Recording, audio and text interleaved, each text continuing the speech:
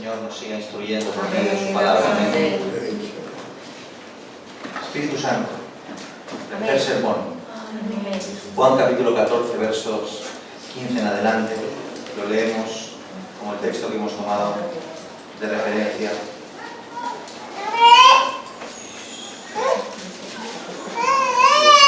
Dice la palabra del Señor así: si me amáis, guardad mis mandamientos, y yo rogaré al Padre y os dará otro Consolador para que esté con vosotros para siempre, el Espíritu de verdad, el cual el mundo no puede recibir porque no le ve ni le conoce, pero vosotros le conocéis porque mora con vosotros y estará en vosotros. Amén. Amén a su palabra. Amén.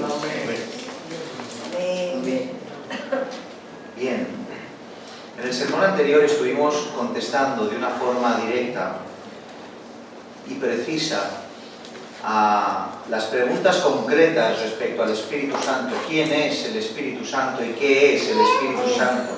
Y contestamos de la siguiente manera. Respecto a quién es, dijimos que el Espíritu Santo es la tercera persona de la Trinidad. Gloria al Señor. Amén. Y respecto a qué es, dijimos que el Espíritu Santo es Dios. Amén. Amén. Pero ya estuvimos diciendo que aunque hace falta ser precisos, por un lado, a las preguntas concretas hace falta que la Iglesia sea precisa y no sea ambigua a la hora de contestar de una manera directa a lo que creemos para que no haya ningún tipo de confusión. También es imprescindible, después de contestar a una pregunta de una forma directa y clara, demostrar por medio de las Escrituras aquello que ha confesado creer. Y esto es precisamente lo que vamos a intentar hacer en esta tarde. Y aunque pueda ser un poquito más tedioso el sermón, creo que es necesario. Todo es palabra de Dios. Y todo instruye y alimenta el alma. Todo. ¿Amén?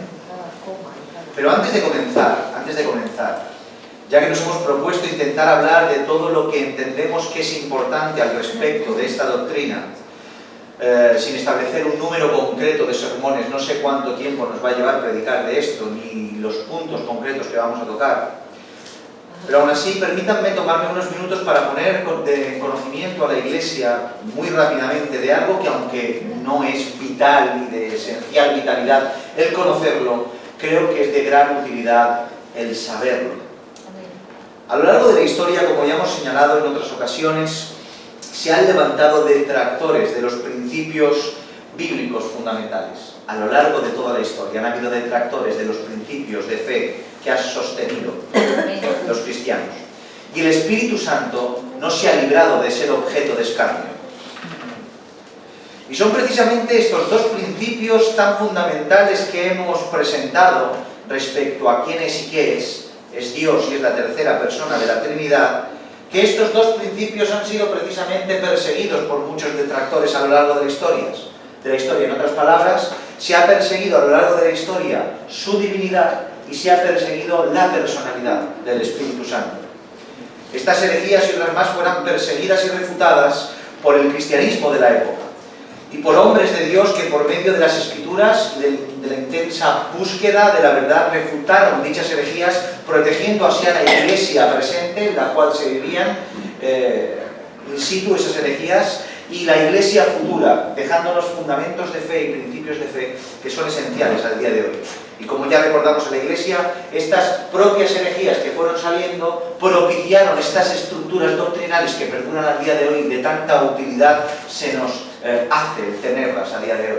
Concilios importantes como el de Nicea en el 325, el de Constantinopla en el 381 y más de todas estas cosas que dan constancia en el día de hoy, que nos ayudan y nos dan base fundamental para intentar refutar todas estas herejías que hasta el día de hoy perduran. Pero un poquito de retrospectiva para hacer un poco de historia, hablar un poco de la historia en cuanto a todo esto.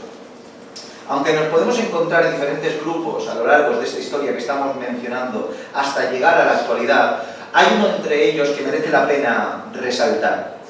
Hubo un grupo y una corriente de pensamiento que nos llega hasta la actualidad, que es la que tiene que ser más considerada al respecto, y esto es lo que se conoce como el salesianismo y la doctrina modalista. Aunque les parezcan nombres extraños, ahí queda registrado para que usted pueda regresar, anotar, apuntar y volver a estudiar en profundidad todo esto.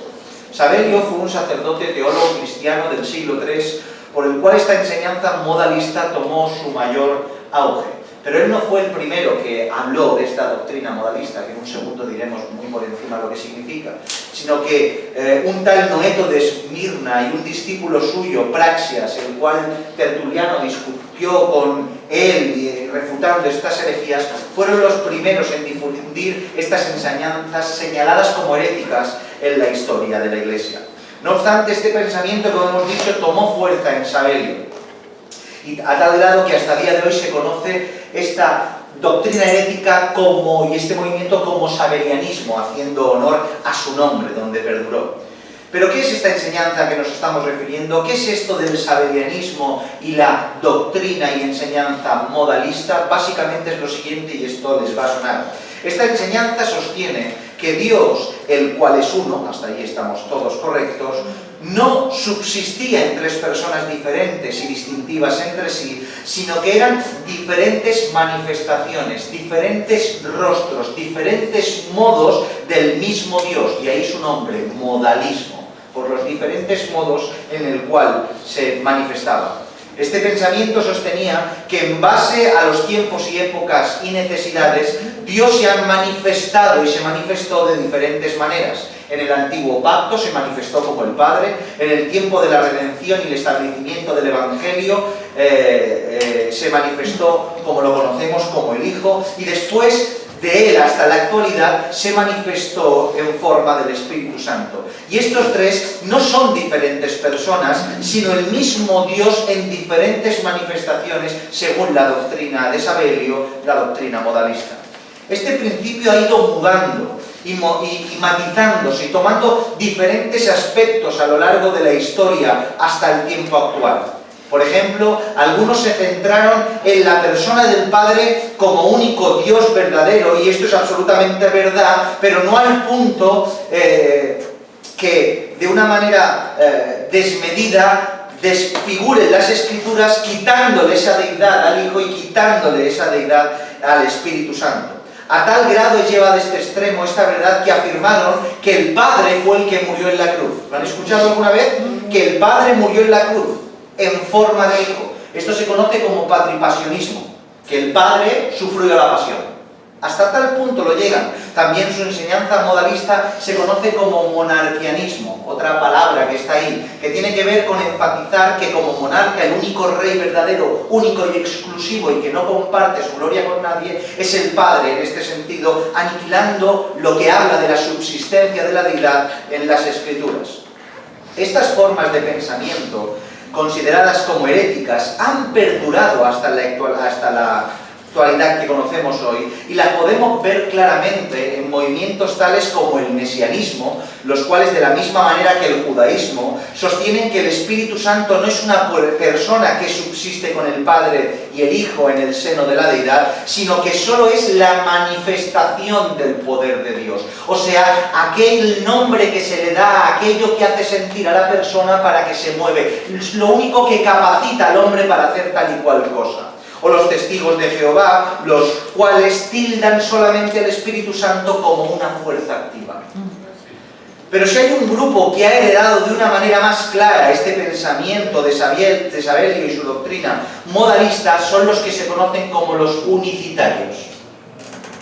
Los unicitarios son una rama que nace del movimiento pentecostal, de ahí a que también se conocen como pentecostales unicitarios, y se caracterizan por reproducir las enseñanzas de Sabelio. Estos no son para nada un grupo reducido, ya que están segregados por todos los lugares y cuentan con decenas de miles de adeptos. Ellos dicen que solo hay un Dios el cual se manifiesta en diferentes modos y aspectos, igual que la doctrina modalista. Ellos sostienen que el Padre se manifestó en un tiempo en forma de Hijo, y en otro tiempo en forma de Espíritu Santo, y en otro tiempo en forma del Padre. También sostienen una variación de esta doctrina modalista que solo se centra en el Hijo, diciendo que el Hijo es la forma definitiva de la manifestación de Dios, a tal grado que dicen que el nombre único y verdadero, como dice la Escritura, que solo en su nombre podemos ser salvos, es el nombre de Dios, Jesús. De ahí a que se conoce que este movimiento como los solo Jesús o los Jesús solo. ¿Lo han escuchado alguna vez? Pero en definitiva, sea de una forma o de otra, sea una época u otra, sea un grupo u otro, todos atentan contra los principios bíblicos fundamentales, como lo que hemos mencionado, que el Espíritu Santo es la tercera persona de la Trinidad y el Espíritu Santo es Dios. Aleluya. Pues habiendo pasado rápidamente por la historia, de una manera muy rápida, muy concreta, para saber de dónde vienen todas estas ramas de pensamientos, porque las cosas no vienen de la nada, las cosas no caen de un árbol. Las cosas tienen su origen, y estudiar su origen es muy útil y práctico para entender lo que se piensa en la actualidad. No hay nada nuevo bajo del sol. Lo que hoy se proclama heréticamente se fundó hace decenas de miles de años. Pues habiendo pasado, como hemos dicho, rápidamente por la historia para saber de dónde vienen todas estas ramas de pensamientos contrarias a la Escritura y a la fe de la Iglesia, vamos a dar comienzo a demostrar por las Escrituras todo lo que estamos afirmando, para que tengamos seguridad de lo que confesamos, para que nuestra seguridad no esté sujeta a dos sermones desde un púlpito con un movimiento que te haga estremecer el corazón, sino por medio de las Escrituras. Y en primer lugar, en el día de hoy, demostraremos que el Espíritu Santo es Dios. Amén. Y como dijimos en el sermón anterior, es imprescindible comenzar desde aquí para ver a la persona del Espíritu Santo como Dios y no como esa mera fuerza que mencionan estas bocas heréticas a lo largo de la historia y que perduran al día de hoy. Lo primero que me gustaría resaltar para demostrar que el Espíritu Santo es Dios es que las Escrituras nos muestran las mismas atribuciones tanto para el Padre como para el Hijo como para el Espíritu Santo. En otras palabras, para que me entiendan, en muchas ocasiones las Escrituras atribuyen a un mismo acontecimiento, una misma situación, un mismo mensaje, un mismo discurso, unas mismas cualidades, etcétera, etcétera, a las mismas personas de la subsistencia, Padre, Hijo y Espíritu Santo, sin hacer distinción entre ellas. De ahí a que es tan complicado a veces saber de qué se trata cada cosa, porque la propia Escritura apunta en muchas ocasiones a su naturaleza y no hace distinción entre las personas. Podemos ver como una misma porción de las Escrituras en boca de los profetas en el Antiguo Testamento se aplica al Espíritu Santo en boca de los apóstoles y los discípulos en el Nuevo Testamento. Isaías capítulo 6, verso 8 en adelante hasta el 10 dice: Después oí la voz del Señor que decía: ¿A quién enviaré y quién irá por nosotros? Entonces respondí yo: heme aquí, envíame a mí. Y dijo: anda, y di a este pueblo, oíd bien y no entendáis, ved por cierto, mas no comprendáis, engruesa el corazón de este pueblo y agrava sus oídos y ciega sus ojos, para que no vean con sus ojos, ni oigan con sus oídos, ni su corazón entienda, ni se conviertan y haya para él sanidad. Este texto con Hechos capítulo 28, versos 25 al 26, noten. Y como no estuviesen de acuerdo entre sí, al retirarse les dijo Pablo esta palabra: bien habló el Espíritu Santo por medio del profeta Isaías a nuestros padres diciendo: ve a este pueblo y diles, de oído oiréis y no entenderéis, y viendo veréis y no percibiréis. ¿Notáis esto? Debemos traerse con nuestros niños a atender aquí. ¿Notáis esta similitud entre el profeta Isaías y que dice: aquí dijo la voz de mi Señor, haciendo una alusión a Dios Padre, y después dijo el Espíritu Santo en boca del profeta, como las mismas palabras en distinción? Pero para que me entiendan, seguimos demostrando. Salmo 95, versos 7 al 9. Porque Él es nuestro Dios, nosotros el pueblo de su prado y ovejas de su mano. Si oyereis hoy su voz, no endurezcáis vuestro corazón como en Meriba, como en el día de Mesha en el desierto, donde me tentaron vuestros padres, me probaron y vieron mis obras. Este texto se compara con Hebreos capítulo 3, versos 7 al 9. Por lo cual, como dice el Espíritu Santo, si oyeres hoy su voz, no endurezcáis vuestros corazones como en la provocación en el desierto, en la tentación en el desierto, donde me tentaron vuestros padres, me probaron y vieron mis obras 40 años.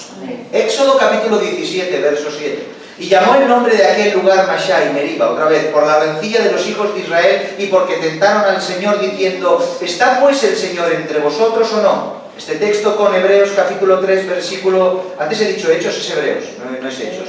Hebreos capítulo 3, versos 7 al 9 otra vez. Por lo cual, como dice el Espíritu Santo. Notan en Éxodo 17 y en el Salmo 95 como en la porción del Nuevo Testamento de Hebreos dice exactamente lo mismo, atribuyendo ahora lo que se le atribuye a Dios Padre, al Espíritu Santo. Jeremías 31, 33 al 34. Pero este es el pacto que haré con la casa de Israel después de aquellos días, dice el Señor. Daré mi ley en su mente y la escribiré en su corazón, y yo seré a ellos por Dios y ellos me serán por pueblo. Y no enseñarán más ninguno a su prójimo y ninguno a su hermano diciendo, conoce al Señor, porque todos me conocerán, desde el más pequeño de ellos hasta el más grande, dice el Señor, porque perdonaré la maldad de ellos y no me acordaré más de su pecado. Este texto, otra vez con Hebreos, capítulo 10, verso 15 y 16. Y nos atestigua lo mismo el Espíritu Santo. Porque después de haber dicho, este es el pacto que haré con ellos, después de aquellos días, dice el Señor, pondré mis leyes en sus corazones y en sus mentes las escribiré. En el propio Nuevo Testamento vemos esta misma comparación entre las dos personas, dice, de Dios y señalando a Dios Padre y al Espíritu Santo. En 2 de Timoteo 3:16 dice que toda la Escritura es inspirada por Dios y útil para enseñar, para redarguir, para corregir, para instruir en justicia. Y después Pedro, en 2 de Pedro capítulo 1, verso 21 dice, porque nunca la profecía fue traída por voluntad humana, sino que los santos profetas de Dios hablaron siendo inspirados, ¿por qué? Por el Espíritu Santo. Amén. Por tanto, es evidente que hablan una misma cosa y se le atribuye las mismas cosas sin hacer distinción entre Dios y el Espíritu Santo. Y cuando me refiero a que hablan una misma cosa, no me refiero a que estén de acuerdo en lo mismo, sino que las Escrituras nos enseñan que las mismas palabras en el mismo contexto se dicen por la misma persona, atribuyéndole una vez al Padre y otra vez al Espíritu, y esto también con el Hijo. No es que se pongan de acuerdo y den el mismo discurso, sino que no hay distinción entre ellos.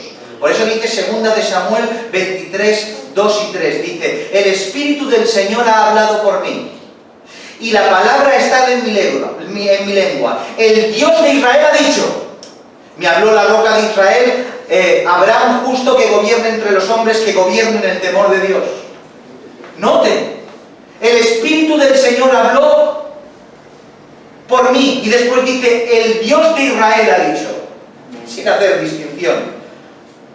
Y esto no es extraño de encontrar, ya que las Escrituras en muchas ocasiones, y por todo el marco y lo largo y ancho de las Escrituras, no hacen distinción entre las personas en cuanto a su divinidad. Se mencionan en ocasiones en el mismo rango de autoridad. Y esto, mis hermanos, es altamente relevante, porque ustedes saben que Dios no comparte su gloria con nadie. No comparte su gloria con nadie. Él puede prestarnos sus dádivas, puede poner su nombre en nuestras frentes, poner su nombre en nuestros labios, incluso que hable a través de nosotros y nosotros incluso hablemos en primera persona, tomándonos esa oportunidad a través de la profecía. Pero en ninguna de las ocasiones comparte su gloria con ninguna de sus criaturas. Amén. Sin embargo, como todos ustedes saben, esto no ocurre ni se le atribuye a la persona del Hijo ni a la persona del Espíritu Santo. En Isaías capítulo 48, verso 16 dice, acercaos a mí, oíd esto, desde el principio no hablé en secreto, desde que se hizo, allí estaba yo, y ahora me envió el Señor y su Espíritu. ¿Notan cómo hacen mención de las mismas personas en un mismo contexto, en un mismo rango de autoridad? Esto les sonará más. Mateo 28, 19. Por tanto, id y haced discípulos a todas las naciones, bautizándolos en el nombre del Padre, y del Hijo, y del Espíritu Santo, enseñándoles que guarden todas las cosas que os he mandado, y he aquí yo estoy con vosotros todos los días hasta la fin del mundo. No habla solo del Padre, no habla solo del Hijo, no habla solo del Padre y del Hijo, sino del Padre, del Hijo y del Espíritu Santo en un mismo rango de autoridad y gloria. O 2 de Corintios capítulo 13, versículo 14, la gracia del Señor Jesucristo, el amor de Dios y la comunión del Espíritu Santo sean con todos vosotros. Amén. Amén. Amén. También se nos señala en las Escrituras que todos somos templo de Dios, ¿o no? Amén. Y no hay distinción a la hora de diferenciar entre quién hace morada en nosotros. ¿Quién hace morada en nosotros? ¿El Padre solamente? ¿El Hijo solamente? ¿El Padre y el Hijo? ¿O el Padre y el Hijo y el Espíritu Santo? Amén. Porque ellos, en ese sentido de diferencia de personas, son un solo Dios y es ese Dios que hace morada en nosotros. El concepto de ser templo de Dios es algo que corre por todas las Escrituras y que todos los cristianos, aunque quizá no lo sepamos explicar, todos conocemos esta verdad. Pero esta verdad de que somos templo de Dios, podemos ver cómo las Escrituras, a la hora de explicarlo, dependiendo del contexto, se le atribuye al Padre, se le atribuye al Hijo y también se le atribuye al Espíritu Santo. Y esta verdad aplicada al Espíritu Santo la podemos ver registrada en las Escrituras de una manera clara. Primera de Corintios capítulo 3, verso 16 dice: ¿no sabéis que sois templo de Dios? Y ahora dice: y que el Espíritu de Dios mora en vosotros. Amén. Amén. O el versículo 6, verso 19 también de Primera de Corintios: ¿o ignoráis que vuestro cuerpo es templo del Espíritu Santo, el cual está en vosotros, el cual tenéis de Dios, y que no sois vuestros? Esto es curioso, ya que el pecado también señala esta ausencia de distinción entre las diferentes personas en el seno de la deidad, señalando así al Espíritu Santo como a Dios. El propio pecado nos da señas de esta verdad. Y esto lo podemos afirmar partiendo de la base de que el mayor pecado registrado en la Biblia, ¿qué es? ¿Y la blasfemia contra quién es? El Espíritu Santo. Contra el Espíritu Santo. Dice Mateo capítulo 12, verso 31 y 32: por tanto os digo, todo pecado y blasfemia será perdonado a los hombres, mas la blasfemia contra el Espíritu Santo no le será perdonada. A cualquiera que dijere alguna palabra contra el Hijo del Hombre le será perdonado, pero el que hable contra el Espíritu Santo no le será perdonado, ni en este siglo, ni en el venidero. Amén. Nosotros cuando pecamos, aunque el pecado es algo, una relación que tiene con nosotros, pecamos solamente en contra de alguien, en contra de aquel que estableció la ley. Cuando tú pecas, cuando yo peco, pecamos en contra de Dios. Amén. Pero aquí nos dice la Escritura que el pecado de blasfemia contra el Espíritu Santo no será perdonado, atribuyendo y haciendo nula distinción entre lo que es Dios y el Espíritu Santo. Pero como todos ustedes saben ya y seguro que lo tienen en la mente, el texto más usado para demostrar esta verdad es lo que encontramos en Hechos de los Apóstoles, ¿verdad? En Hechos capítulo 5, versos del 3 en adelante, en esa historia tan particular, cuando vendieron una propiedad y la dejaron a los pies de los apóstoles. Dice la Escritura: y dijo Pedro a Ananías: ¿por qué llenó Satanás tu corazón, noten, para que mintieses al Espíritu Santo y sustrajeses del precio de la heredad reteniéndola? No se te quedaba a ti y vendida no estaba en tu poder. ¿Por qué pusiste esto en tu corazón? No has mentido a los hombres, sino a Dios. Amén. Haciendo una clara unidad y cero distinción entre el Espíritu Santo y lo que es Dios, porque el Espíritu Santo es Dios. Amén. Este principio lo podemos ver en la propia esencia de la creación. Les estoy dando algunos textos por encima porque si tocáramos todos los que hay no acabaríamos nunca, mis hermanos. Simplemente para que el concepto quede claro. Podemos ver este principio en la propia esencia de la creación. Primera de Corintios capítulo 2, versos 9 al 11 dice lo siguiente: antes bien, como está escrito, cosas que ojo no vio, ni oído oyó, ni han subido en corazón de hombre, son las que Dios ha preparado para los que le aman. Pero Dios no se las reveló a nosotros, nos las reveló a nosotros por el Espíritu. Y ahora dice: porque el Espíritu todo lo escudriña, aun lo profundo de Dios, porque ¿quién de los hombres sabe las cosas del hombre sino el Espíritu del hombre que está en él? Así tampoco nadie conoció las cosas de Dios sino el Espíritu de Dios. O sea, podemos ver cómo estas distinciones se hacen nulas por las propias Escrituras. En otras palabras y en resumidas cuentas, este texto nos hace entender la similitud que hay entre el hombre y su espíritu y entre Dios y el Espíritu de Dios, indicándonos que en esencia se está hablando de la misma persona. No solo en el concepto de la creación, perfectamente, sino en el concepto de que esto que señala de el hombre con el espíritu del hombre es lo mismo que señala cuando el espíritu de Dios conoce lo que hay en Dios porque escudriña lo más profundo de Dios sin hacer distinciones entre las personas. Y también en el concepto de la creación, así dice la Escritura, entonces dijo Dios, hagamos al hombre a nuestra imagen conforme a nuestra semejanza. Todos sabemos que este texto da fe de ello, que estamos todos hechos de Dios a su imagen y a su semejanza. Esto nos indica que aunque obviamente no somos iguales a Dios, sí que tenemos ciertos rasgos que de Él proceden. Y estos rasgos de que de Él proceden es que somos seres compuestos por parte carnal y por parte espiritual. Y por tanto, aunque no es lo mismo asemejarnos a Dios en este sentido, ya que nosotros no somos dos personas sino una sola, sí que este texto de las Escrituras nos señala lo que recién acababa de decir, de que aunque yo soy cuerpo y soy espíritu, no soy dos, pero soy una misma persona, en Dios pasa exactamente lo mismo. El Espíritu Santo escudriña las cosas del Padre y son dos personas, pero al mismo tiempo en esencia somos una sola. Ahora sí, creo que me he explicado. ¿Han entendido esto? Otra vez. Seguimos. Pero para terminar, mis hermanos, muy rápidamente, para terminar, permítame resaltar unos últimos aspectos que son, en mi opinión, definitivos en cuanto a la demostración de que el Espíritu Santo es Dios. Por un lado, lo que se conoce como atributos incomunicables. ¿Quién sabe lo que es un atributo incomunicable? Yo se lo digo. Un atributo incomunicable es este aspecto distintivo de Dios que no lo puede compartir con nadie. Un rasgo de la divinidad que no se puede compartir con nadie. En otras palabras, son atributos que solo le pertenecen a Dios y a nadie más. Como todos ustedes saben, hay atributos que aunque en Dios son exclusivos, éste los comparte de alguna manera con sus hijos. Por ejemplo, el atributo del amor de Dios.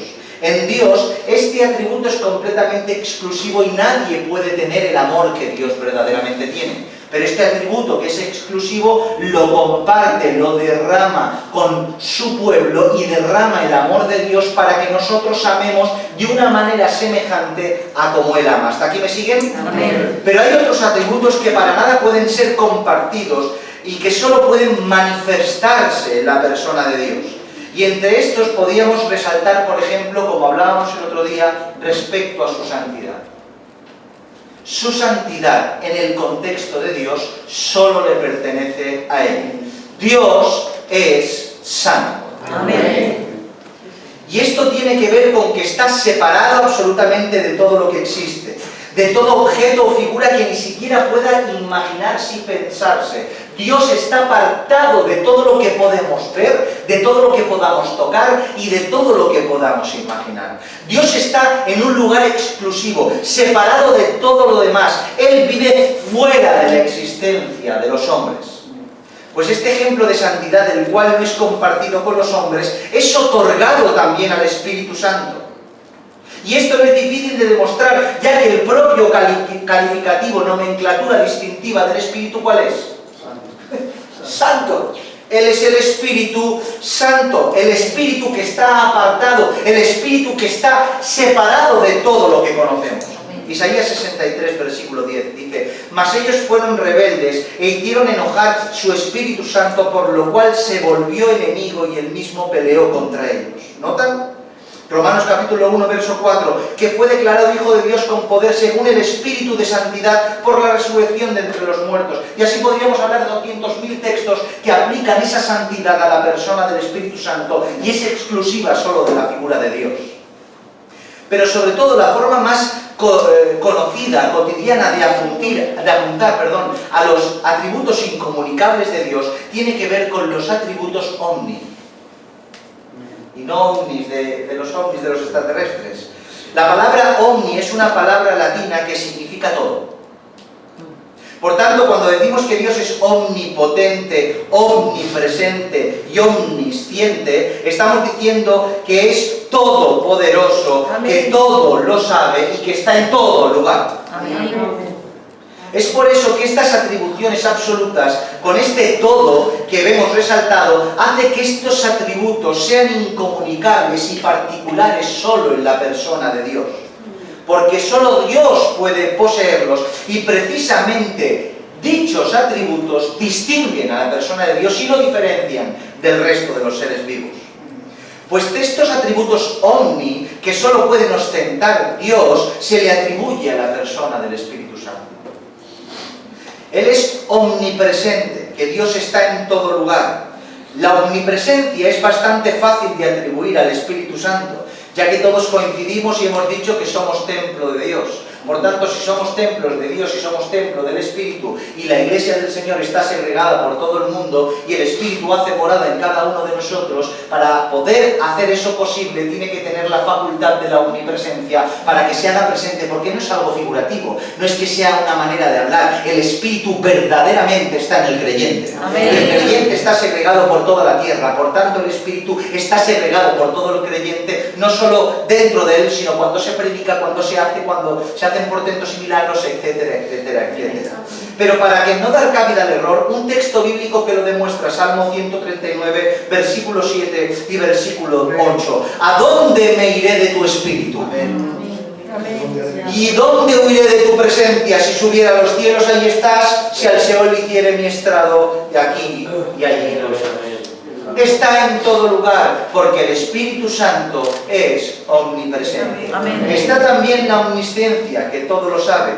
Y este principio tampoco es difícil de demostrar ni aceptar, ya que todos asumimos que las Escrituras son inspiradas ¿por quién? Por el Espíritu Santo. Y estas contienen toda la verdad para nosotros, pero también entendemos que las Escrituras son eternas y que no tienen un fin. Por tanto, en las Escrituras se alberga toda la sabiduría escondida de Dios. Por tanto, la propia Escritura inspirada por Dios hace alusión a su propia omnisciencia de que todo lo sabe. Y no solo eso, sino que la Escritura nos muestra el pasado, el presente, el futuro, lo que es, lo que era y lo que ha de venir. Y esta inspiración que tenemos hoy ha sido dada a los hombres por medio del Espíritu Santo. Por tanto, el Espíritu Santo, que es omnisciente, es el que la da. Pero una vez más, permítanme algunos versos que lo demuestran. 1 Corintios capítulo 2, versículo 9 y 10. Antes bien, como está escrito, cosas que ojo no vio, ni oído oyó, ni han subido en corazón de hombre, son las que Dios ha preparado para los que le aman. Porque Dios nos las reveló a nosotros por el Espíritu, porque el Espíritu todo lo escudriña hasta lo profundo de Dios. Amén. Todo lo escudriña, no algo, no parte, ni un poco, todo lo escudriña y hasta lo profundo de Dios. Amén. Isaías capítulo 40, verso 13 dice: ¿quién enseñó al Espíritu del Señor? ¿O le aconsejó enseñándole? Es una pregunta retórica en connotación negativa que viene a dar la respuesta de nadie. Amén.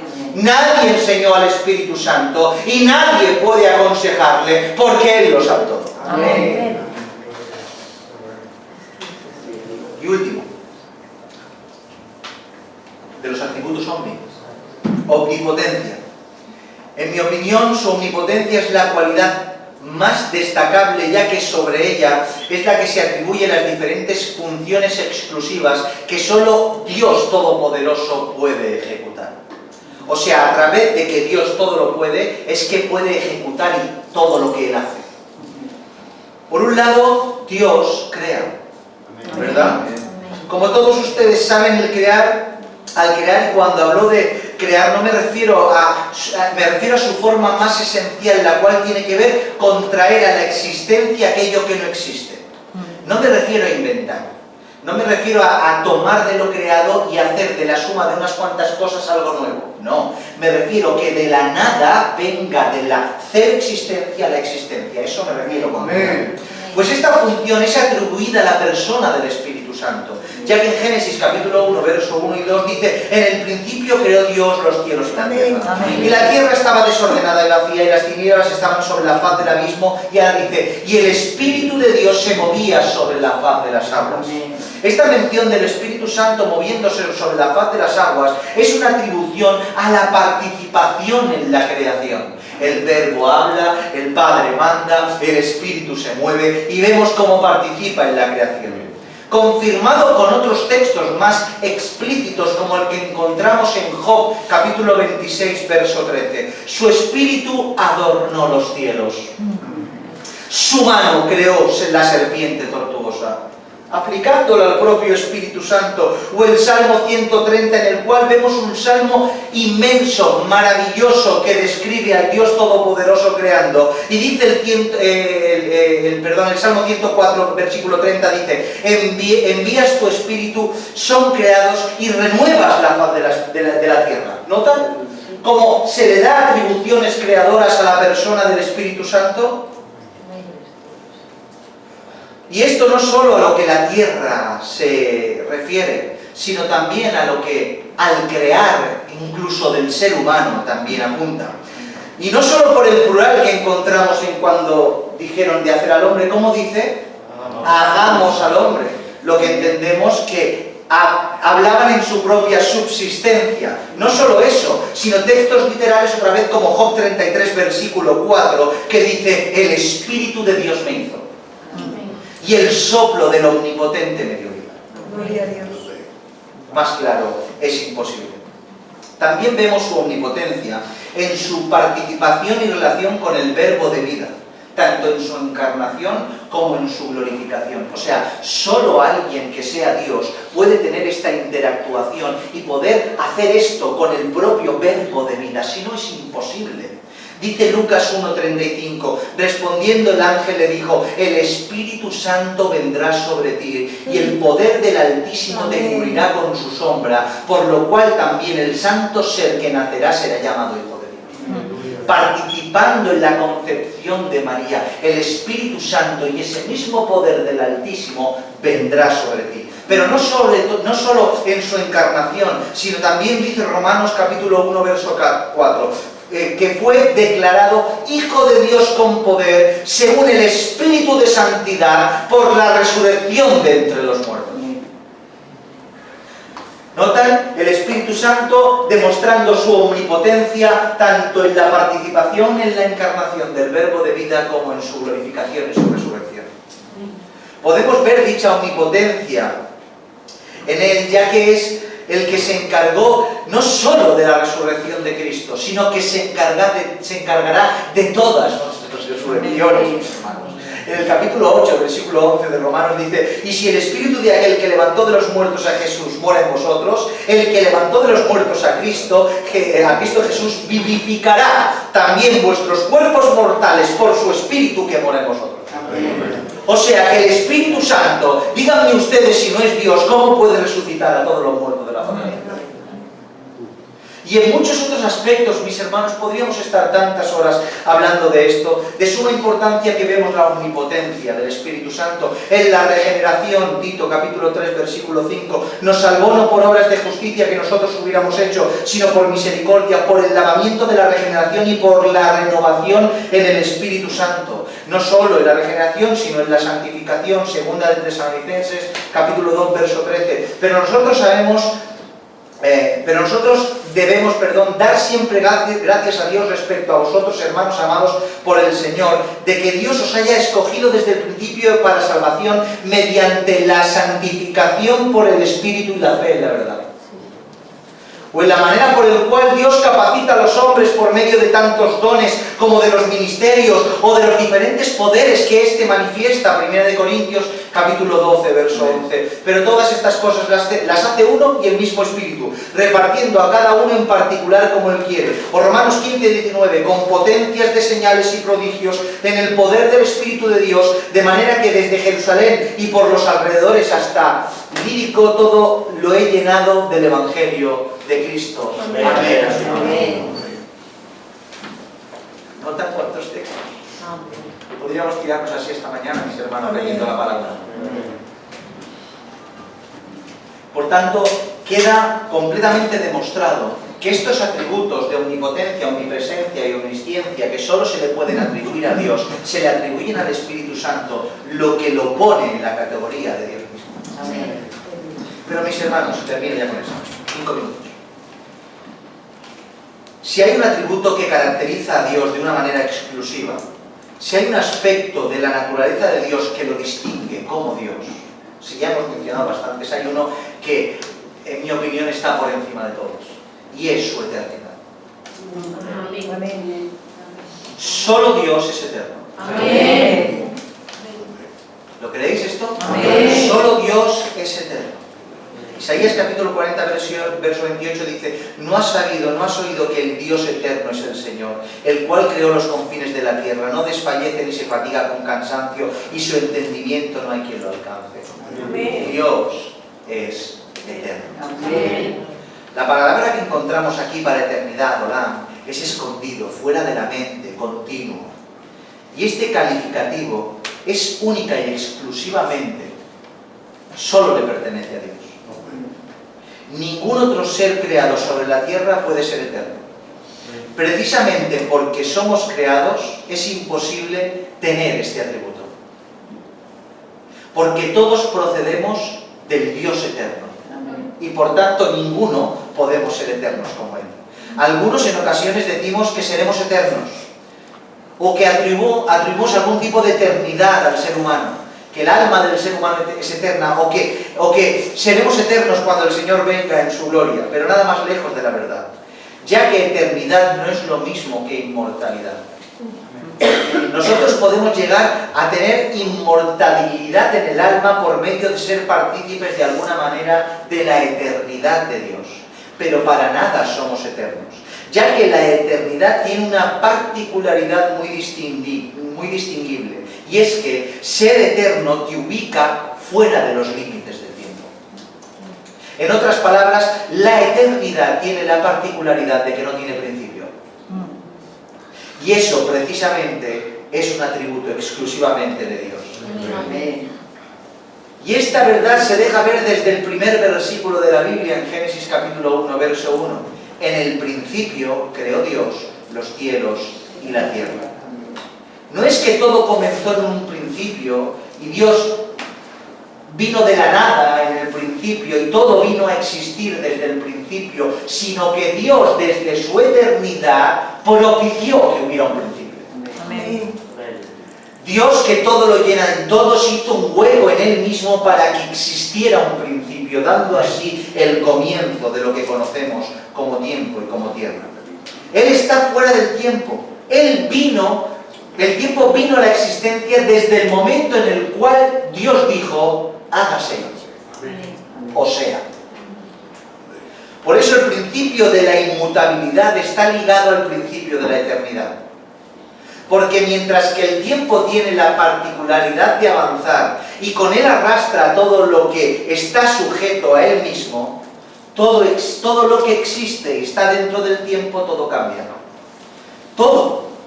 Todos nos movemos y estamos sujetos al tiempo y por eso somos mutables. Envejecemos, nos estropeamos y morimos. Y todo eso aplica a todo lo que existe sobre la tierra. Incluso la roca más fuerte se desgasta a través del tiempo, porque todo es mutable. Sin embargo, Dios, que es eterno, a la vez es inmutable porque no le aplica el tiempo. Siempre es, siempre fue y siempre será. Y esto es algo que el ser humano no puede concebir con su mente finita. Es imposible, mis hermanos, por mucho que estemos hablando, es imposible de comprenderlo. Nosotros percibimos la existencia a través del tiempo.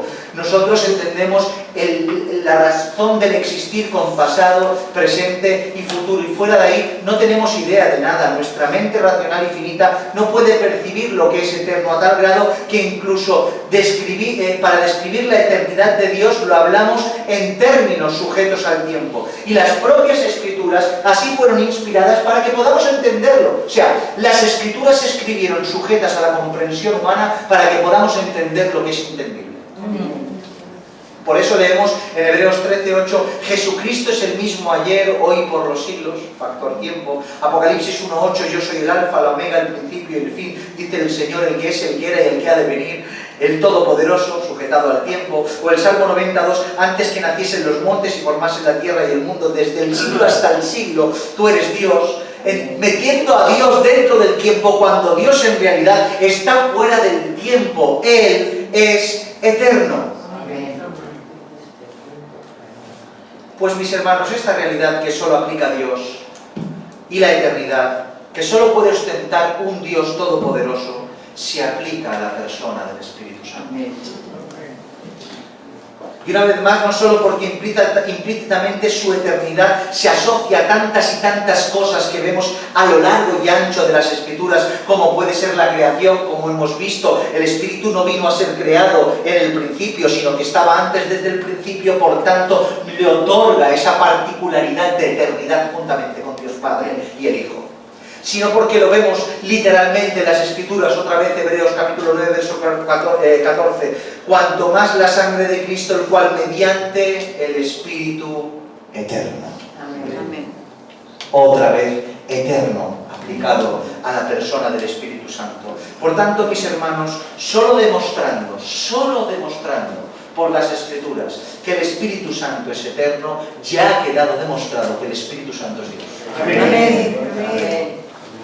Solo si hubiéramos hablado de su eternidad, solo si podemos demostrar por las Escrituras que el Espíritu Santo existe antes de que el mundo fuera mundo, ya estamos demostrando que el Espíritu Santo es Dios. Así pues, por medio de estos versos, dicho de una manera muy rápida, explicado en ocasiones con dificultad, podemos saber por medio de las Escrituras y demostrar por medio de las Escrituras esta contundencia y respuesta clara y directa a la pregunta de quién es o qué es el Espíritu Santo, demostrando que es Dios, no porque lo decimos nosotros, sino porque las Escrituras así es como lo demuestran.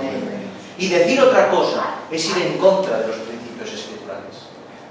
No atribuirle a la persona del Espíritu Santo la divinidad que le atribuye las Escrituras es ir en contra de los principios doctrinales bíblicos, intentar aplicar nuestro raciocinio a lo que la Escritura quiere enseñarnos y demostrarnos. Como decíamos al principio, tenemos que subyugar nuestra mente, que a veces no comprende lo eterno, a la verdad de las Escrituras. Y aunque en ocasiones no sepamos entenderlo, ni siquiera explicarlo, digamos amén a la verdad de la Biblia. Amén. El Espíritu Santo es Dios y así lo demuestra la Escritura. La semana que viene, si el Señor lo permite, haremos esto mismo con la aseveración que hacemos desde este púlpito y desde esta iglesia de que el Espíritu Santo es la tercera persona de la Trinidad, la atribución de la persona, demostrándolo por las Escrituras, si el Señor nos da gracia y fuerza. Amén. Inclina tu cabeza, vamos a orar.